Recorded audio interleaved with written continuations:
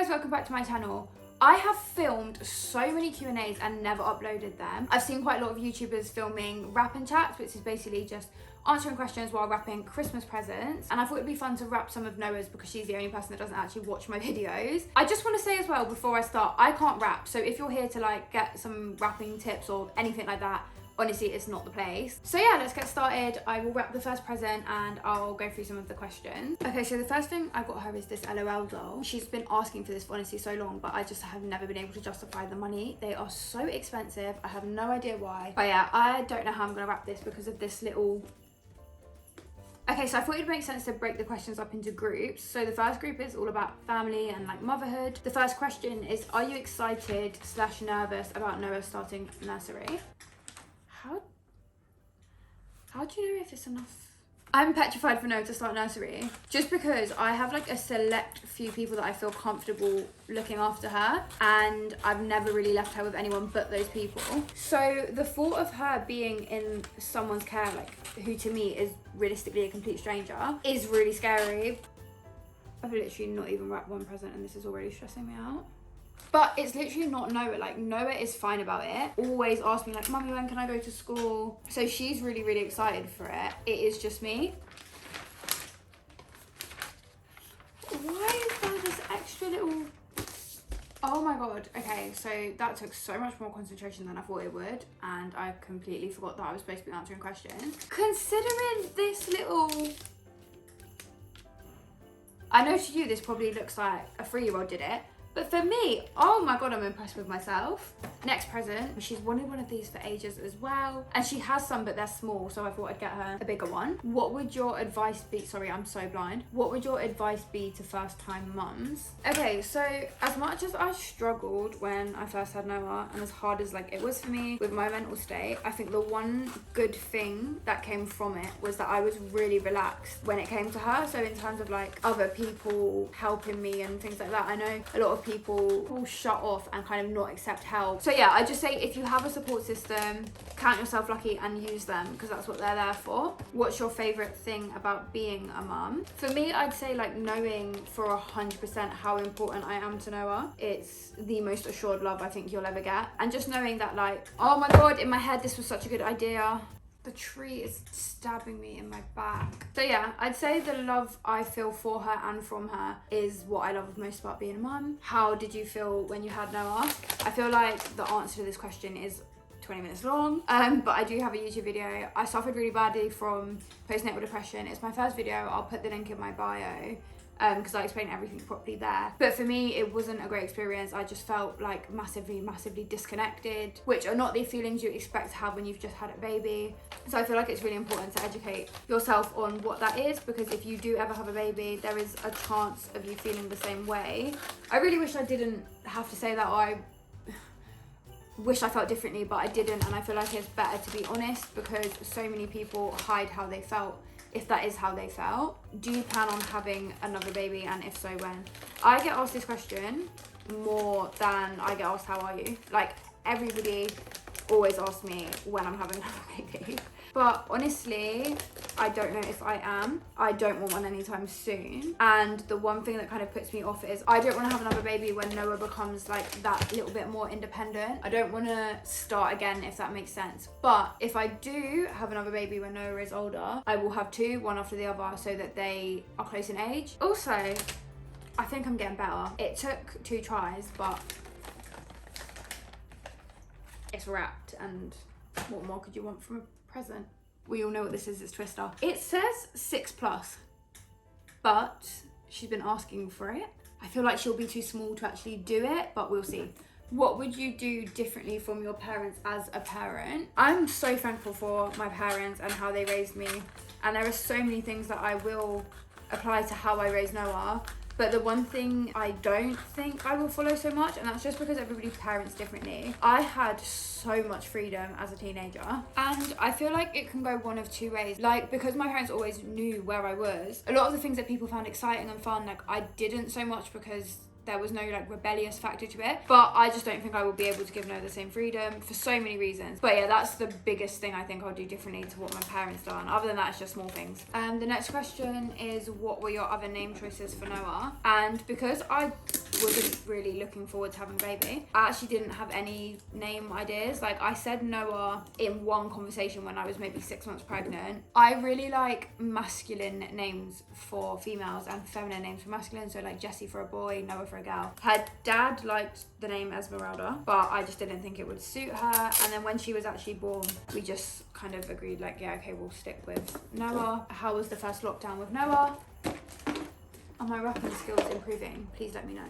I mean, granted, yes, it's a box, but I think that is quite neat. So this is obviously exactly like the other one, but not a mermaid. I feel like I've had some practice rapping this, so it should be the best rapping you've ever seen in your life. So the first lockdown with Noah, I realised how much time we spent with other people. Noah is so close to obviously all of my family and all of my friends, and we saw everyone so much. So to have that taken away from her and just kind of not be able to see anyone was obviously difficult. But we went to the park and like tried to go on walks and stuff as it got a bit warmer. For me, I feel like I was eating so much healthier, I was exercising more. But yeah, I don't think she really noticed much of a difference because we were still going to the park and stuff. The last one in like the family category is, what's your favourite activity to do with Noah? And I absolutely hate fair rides. Like, I cannot stand them. I don't understand why people, I just don't get it. But Noah absolutely loves it. Like, I've never ever seen her have more fun, and I can definitely find like the small little 2-year-old 3-year-old rides like easily. So I think just because of how much she enjoys it, my favorite thing to do with her would probably be that. Other than that, movie days. I'm so happy now because she can actually sit for a film. I cannot wait until we can have like full movie days. But yeah, so one of those two things. The next category is about my relationship. The first question is, do you have a boyfriend?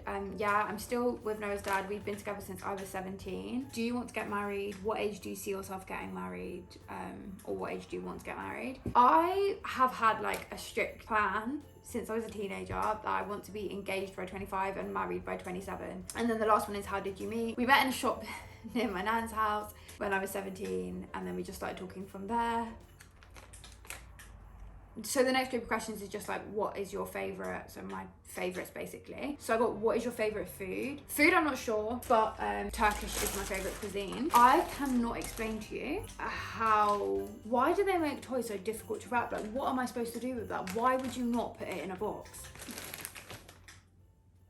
And I'm gonna attempt to wrap this. Yay, okay. Yeah, so favourite cuisine is Turkish. What's your dream holiday? And I said this in the video with my mum and my brother, but 100% Fiji. I've wanted to go to Fiji forever. Favourite movie or movies you can watch over and over? I don't really watch films more than once, but if I do, it's usually because they made me cry. I love a tearjerker. Like, my favourite genre is romance, which usually romance films are quite sad. The Notebook, Love, Rosie is one of my favourite films. Paid in Full, Man on Fire, literally anything that makes me cry. But I do watch series over and over and over again. Like, I have seen every single episode of Desperate Housewives 10 times, and I'm watching it for an 11th, and I actually want to figure this out. So I have spent 64 solid days of my life watching Desperate Housewives. That is so sad. Favourite artist. And then, what was your Spotify rap? And you know what? I am so proud of it this year. I'm genuinely so proud of it this year because last year everyone laughed at me because Glee was in my top 5. So my top artists were Lil Durk, Drake, Lil Baby, Woody Rich and Her.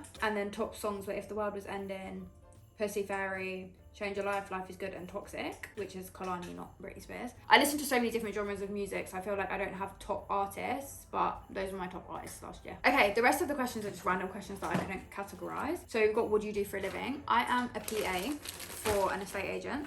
Am I wasting my time trying to do this? It's just gonna be all like wobbly. Always wanted to be a PA because I can't organise my own life, but I can definitely organise someone else's. I'm good at that. And then, where do you see yourself in 5 years? Most importantly, God willing, I'd be happy. That is the most important thing always. But aside from that, I'd say owning a home, being financially stable or being financially comfortable. But yeah, I feel like it's hard to say like, where do I see myself in 5 years, because I can say where I want to see myself. Do you believe in manifestation?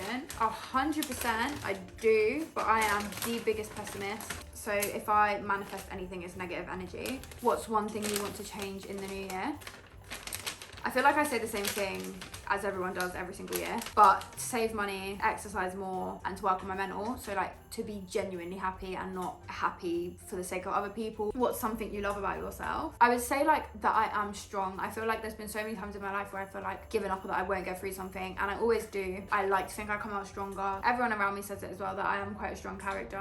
Where are you from? My dad is from Jamaica, Sierra Leone and Ireland, and my mum is Irish and English. Oh my god, this question made me die. What was your best moment of 2020, if you have any? And the if you have any just took me out because it's actually so true. Like, did anybody have a good moment of 2020? I don't know. My niece was born in November, which is a massive blessing because I genuinely never thought I'd become an auntie. I didn't think any of my siblings would have children. Beautiful. I can hold her and give her back. The next one is biggest lesson of 2020. I lost my nan early this year, and I have a huge family, massive family. I think I kind of took for granted how important they are to me. There's so many people in my family that I make so much more of an effort with now, like since that happened. Value the people that are in your life while they're still here. I've literally spent half the video wrapping this present because I don't know what the hell. I think I've done pretty well though, to be fair. Yeah, the next one is what do you spend most of your time doing? I spend so much time on my phone, which is something I want to change. I don't think it's a good thing. That's another thing I'll be trying to change in 2020, like less screen time. I feel like no one actually spends time in the real world anymore because everything is like at your fingertips. As a child, what did you think? Ugh, I can't speak English.